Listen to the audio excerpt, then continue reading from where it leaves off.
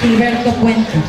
Pero también les voy a decir una cosa que es muy importante y que es quien me manda a entregarle los saludos de nuestro presidente municipal, Benjamín Galván Gómez, quien junto con el Cabildo, el Republicano Ayuntamiento, trabajan muy fuerte día a día por permitir fortalecer este tipo de programas en cada uno de los planteles educativos.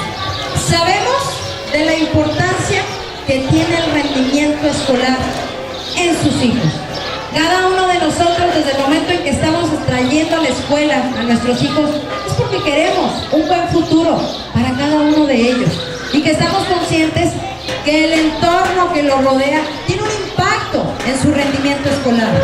Si el ambiente que lo rodea es sano, es bonito, es agradable, definitivamente tendrá un impacto positivo.